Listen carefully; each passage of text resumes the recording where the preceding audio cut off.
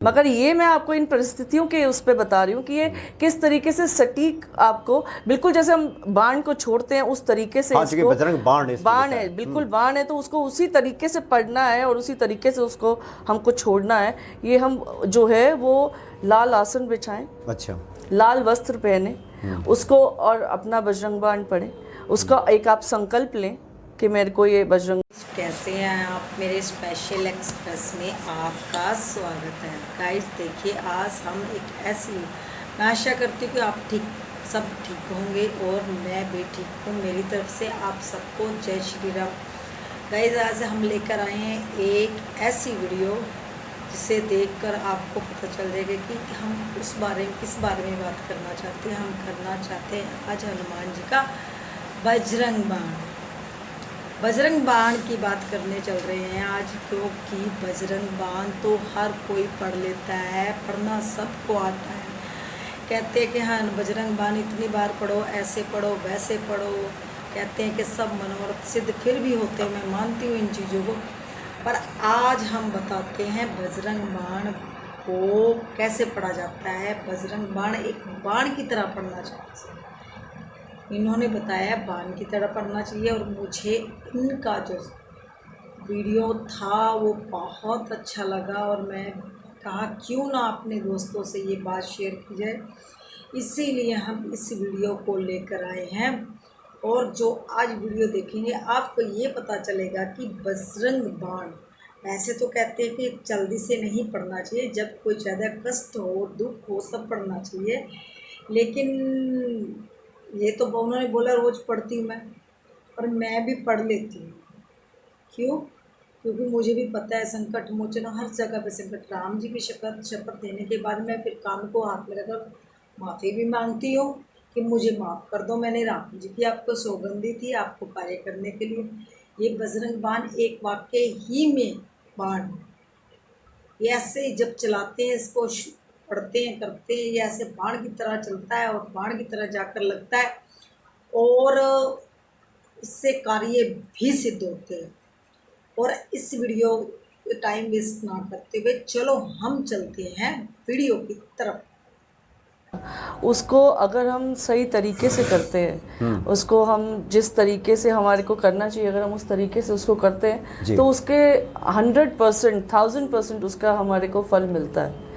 जैसे कि बजरंग बाण है हमारा, बजरंग बाण को हम करते हैं, सब लोग करते हैं और फिर बोलते हैं कि अरे हमने तो हनुमान चालीसा किया, हमने तो बजरंग बाण भी किया, लेकिन हमारे को उस तरीके से उसका जो असर या उसका जो फल मिलना चाहिए वो हमें नहीं मिल रहा जी। तो वो उसकी वही बात है, हमें मालूम नहीं है, हम कर रहे हैं, वो भेड़ चाल में सब चल रहे हैं, लेकिन उसको हमको किस तरीके से कब करना है, कैसे करना है, वो हमें मालूम नहीं है। भारती किशोरी जी, हम इस पे आगे आपसे बात करेंगे, लेकिन एक और जिज्ञासा भक्तों के मन में आ रही हुई आपको देख करके कि ये कहा जाता है कि महिलाएं बजरंग बाण का पाठ ना करें। आपका परिचय कब हुआ बजरंग बाण से, या हनुमान जी की महिमा से आप कब परिचित हुई, या कुछ इस तरह का आपको कुछ अनुभव हो? जी मैं तो अगर मैं कहूँ तो हमारी दादी से ही हमने शायद ये हनुमान चालीसा और बजरंग बाण हमने बहुत ही अपने बचपन में ये सुनना शुरू कर लिया। उनके साथ में मंदिर जाते थे, वहाँ पर चौपाइयाँ होती थी, हनुमान चालीसा, उसके बाद आरती से पहले हनुमान चालीसा पढ़ा जाता था। तो हम तो उस युग से, या कह ले उस टाइम से हम बिलोंग करते हैं, जिस टाइम पे उंगली पकड़ के दादी के, नानी के मंदिर जाया जाता था और वहाँ पर ये सब कुछ होता था। तो मैं तो उस टाइम से हनुमान चालीसा एकदम, हमको किताब पढ़ने की भी जरूरत नहीं है, हम वैसे ही पढ़ लेते थे उस टाइम पर, बाल्यावस्था से। जी बिल्कुल, वो संस्कार जी वो घर में ही मिला, बिल्कुल दादी की तरफ दादी से मिला, और ये फिर निरंतर जी ये हमारी मेरी माता जी हैं, वो डेली सुंदरकांड का पाठ करती हैं, उसके बाद हनुमान चालीसा करती हैं, उसके बाद में वो बजरंग बाण का पाठ करती हैं, तो वो डेली करती हैं, अभी भी करती हैं। अच्छा, आमतौर पे एक बात सुनने को मिलती है कि महिलाओं को बजरंग बाण का पाठ नहीं करना चाहिए। आमतौर पे ये कई बार चर्चा में बहुत सारी महिला भक्त लिख करके भेजती हैं कि हम करें या ना करें। जी बिल्कुल करना चाहिए, क्या मत है? बिल्कुल करना चाहिए। अच्छा, मेरे उससे तो मैं खुद करती हूँ और उसको मैं डेली बेसिस पे करती हूँ। अब बात वही आ जाती है कि हमको वो करना कैसे। अभी अगर हम बहुत ही किसी वैसी परिस्थिति पे है जहाँ पे हमारे को किसी ने बहुत परेशान कर रखा है, या किसी ने हमारे से पैसे लिए हैं और वो हमारे को पैसे वापस नहीं कर रहा है, या हमारी नौकरी में कहीं पे हमारे को कोई दिक्कत आ रही है और वहाँ पर जैसे बोलते हैं ना वो दुश्मनी का वो हो जाता है, राइवरी हो जाती है चीज़ों में, उन परिस्थितियों में हमको बजरंग बाण का पाठ ज़रूर करना चाहिए। लेकिन उसका नियम है, उसका तरीका है करने का। आप प्रतिदिन पढ़ती हैं? जी, मैं प्रतिदिन पढ़ती हूँ। अच्छा। उसको आप जिस तरीके से मैं अभी बता रही हूँ इस तरीके से मैं रेगुलर बेसिस पे जैसे पढ़ते हैं वैसे मैं पढ़ती हूँ, मगर ये मैं आपको इन परिस्थितियों के उस पे बता रही हूँ कि ये किस तरीके से सटीक आपको, बिल्कुल जैसे हम बाण को छोड़ते हैं उस तरीके से, इसको बजरंग बाण है, बिल्कुल बाण है, तो उसको उसी तरीके से पढ़ना है और उसी तरीके से उसको हमको छोड़ना है। ये हम जो है वो लाल आसन बिछाएं, अच्छा, लाल वस्त्र पहने उसको और अपना बजरंग बाण पढ़ें। उसका एक आप संकल्प लें कि मेरे को ये बजरंग बाण पढ़ना है मुझे ये, और उसको हमको नियम से पढ़ना होएगा। उसको बैठ गए, उसके बाद में हमने पहले दिन में एक बार पाठ करा, दूसरे दिन में हमने 2 बार पाठ करा, तीसरे दिन में 3 बार पाठ करा, चौथे दिन 4 बार पाठ करा बजरंग बाण का एक ही साथ। अच्छा, एक ही साथ बैठकर हमने करा।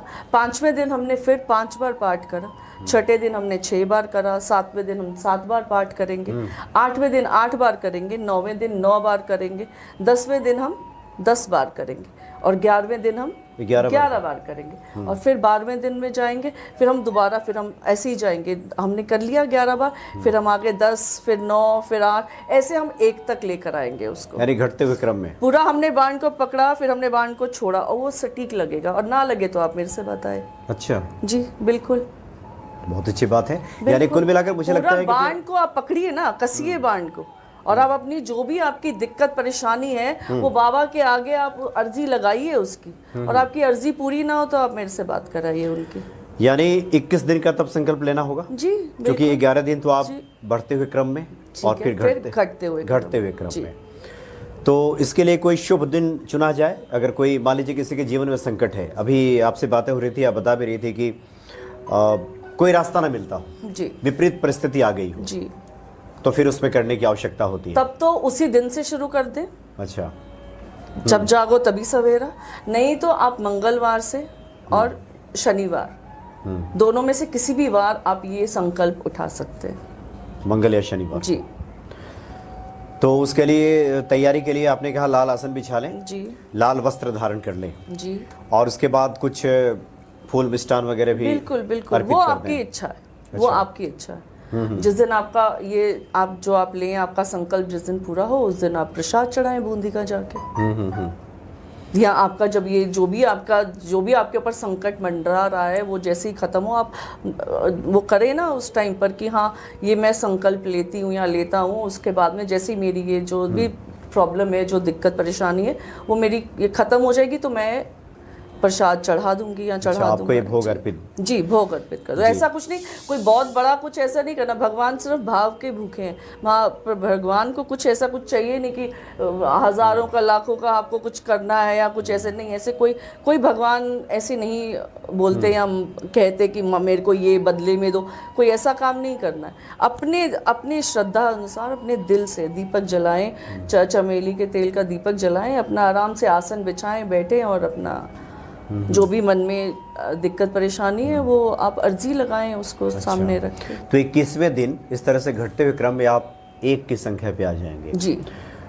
उसके बाद जो उद्यापन लोग करते हैं यानी समापन के दिन, उसके लिए कुछ विशेष नियम होगा या फिर मंदिर जाकर के? नहीं, वही मंदिर जाएं, सामाजिक तौर के मंदिर में जाके और वहाँ पर जाकर वो कर सकते हैं आराम से। अच्छा भारती जी, चूँकि आप बार बार इस बात पे जोर दे रही हैं कि कोई करके देखे इस विधि से और नहीं तो फिर मुझसे बात करें जी, बहुत मतलब आप एक तरह से कहें तो विश्वस्त होकर के कह रही, आश्वस्त होकर के, एकदम भरोसा है आपका। तो गाइस, आज आपने हमारी वीडियो में देखा कि बजरंग बाण पढ़ने से क्या होता है, कब्जे से मुक्ति मिलती है, घर में कोई दुख हो वह दूर होता है, कोई बीमार है उसकी बीमारी दूर होती है, कोई किसी का कर्जा है वह उतरता है, कर्जे से मुक्त होता है इंसान। इसीलिए कहते हैं कि परमात्मा का नाम किसी भी रूप में बोलो तो अच्छा ही होता है, बुरा नहीं होता। इसलिए मैं कहती हूँ गाइस, हमेशा राम राम रटते रहो और राम का नाम लो तो बजरंगबली सबका भला करेंगे। और आपको हमारी वीडियो पसंद आती है, लाइक शेयर सब्सक्राइब करें और हमारे कमेंट में जाकर ज़रूर बताएं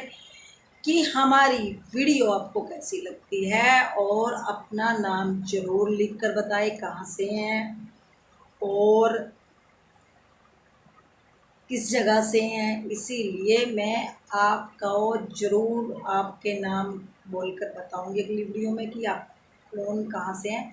इसीलिए मैं कहती हूँ कि अपना नाम बताएं और बताएं कि कहाँ से हैं, इसलिए मेरे को अच्छा लगता है। लाइक शेयर सब्सक्राइब जरूर करें और मुझे फॉलो करें। ऐसी वीडियो लेकर हम फिर हाजिर होंगे। जय जय सिया राम, जय जय हनुमान, जय सिया राम।